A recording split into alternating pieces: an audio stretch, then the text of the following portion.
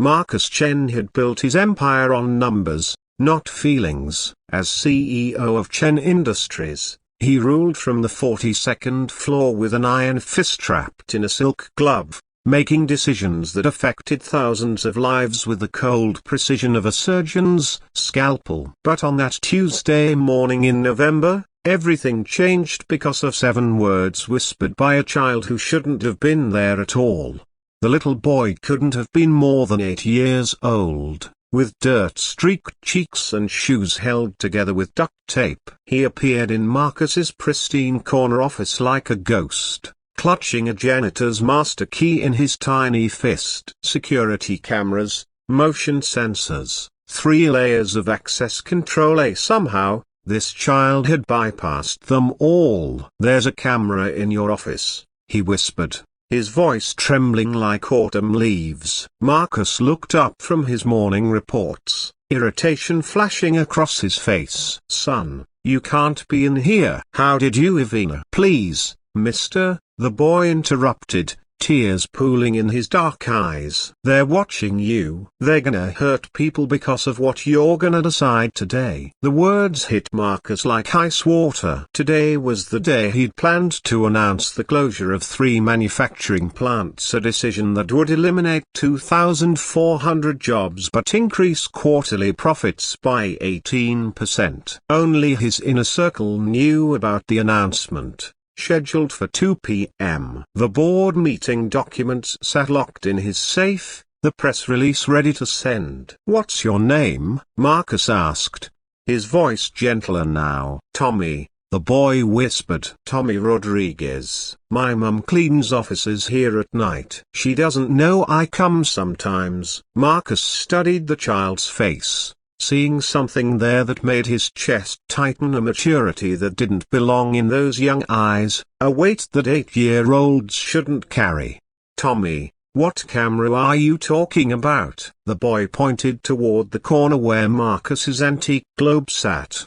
"Behind there. They put it there 3 days ago when the mean man came to fix your window." Marcus's blood ran cold. 3 days ago, a maintenance worker had indeed replaced the seal on his corner window, a routine repair he'd barely noticed. "But if someone had planted surveillance equipment, who told you to tell me this?" Marcus asked. "Nobody," Tommy said, wiping his nose with his sleeve. "I heard them talking in the parking garage. 2 men in suits. They said they needed to know exactly when you'd announce the plant closures so they could do something with stocks. I don't understand money stuff, but they seemed real excited about people losing their jobs." Marcus felt the ground shift beneath him. Insider trading. Someone was using advance knowledge of his announcement to manipulate Chen Industries stock.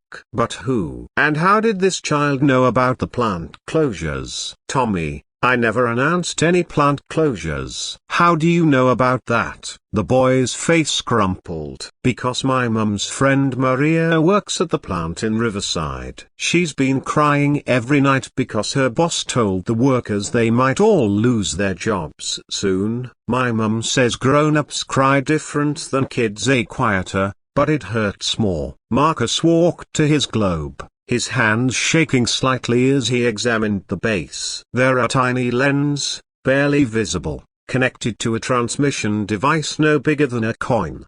His private conversations, his confidential meetings, his most sensitive decisions, all potentially compromised. But it wasn't the security breach that made his hands tremble. It was the image of mothers crying quietly in the night, of families like Tommy's facing an uncertain future because of a decision he'd reduced to a simple profit calculation.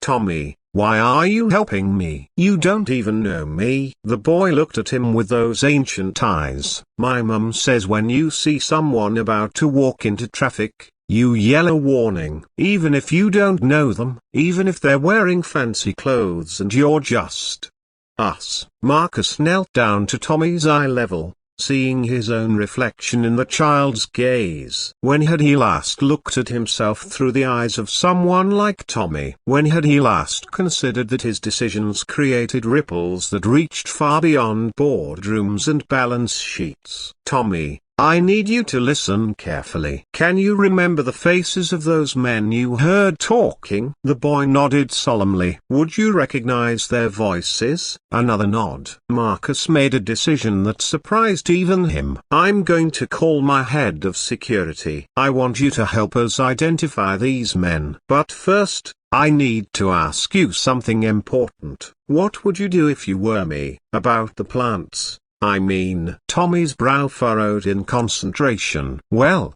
if people need jobs to buy food and pay rent, and you have a company that makes money, maybe you could find a different way, like when my mom cuts coupons so we can still buy the good cereal even when money is tight. Out of the mouths of babes, Marcus thought, what if I told you it would mean less money for the company? Money's important, Tommy said seriously. But people are importanter. That's not a real word, but you know what I mean. Over the next 4 hours, Marcus's world transformed. Security footage revealed the men Tommy had overheard, two mid-level executives from his own finance department, working with an external investment firm to short sell Chen Industries stock just before the plant closure announcement. The FBI was called. Arrests were made. But the real transformation happened in Marcus's heart. Instead of announcing plant closures,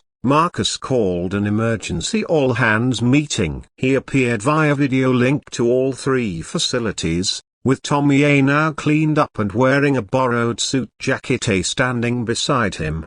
I want to introduce you to my newest consultant, Marcus began, his voice carrying a warmth his employees had never heard before. Tommy Rodriguez taught me something important today about the real cost of business decisions. Marcus announced a new initiative. Rather than closing plants, Chen Industries would invest $50 million in upgrading facilities and retraining workers for higher skilled positions. Short-term profits would decrease, but long-term stability for both the company and its families would improve. Someone once told me that money is important, but people are importanter, Marcus said, smiling at Tommy. I think it's time we made that our official corporate philosophy. The response was immediate and overwhelming. Productivity soared. Employee satisfaction reached record highs. Stock prices, after a brief dip, climbed higher than ever as investors recognized the value of a truly stable,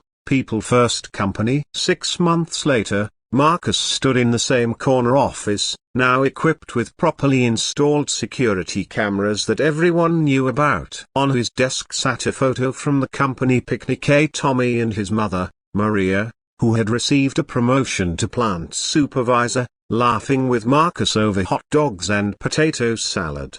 The boy who had whispered about a hidden camera had revealed something far more important. That sometimes the most valuable surveillance comes from the eyes of a child who sees the world not as columns of numbers, but as a network of human hearts, all connected, all worthy of protection.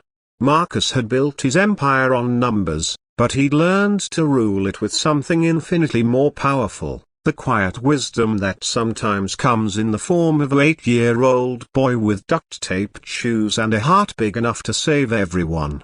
Tommy's mother still cleaned offices at night, but now she did so as a supervisor, with full benefits and her son in after-school care instead of wandering corporate hallways. And sometimes, when Marcus worked late, he'd find a small drawing slipped under his door, crayon sketches of stick figures holding hands under a smiling sun, signed simply, "People are importanter." Love, Tommy. In a world obsessed with bottom lines, one little boy had reminded a powerful man that the most important calculations can't be reduced to spreadsheets. They can only be measured in the quiet tears of relief from mothers who no longer cry themselves to sleep, and in the laughter of children who believe, despite everything, that grown-ups will do the right thing when someone brave enough points them toward their own hearts.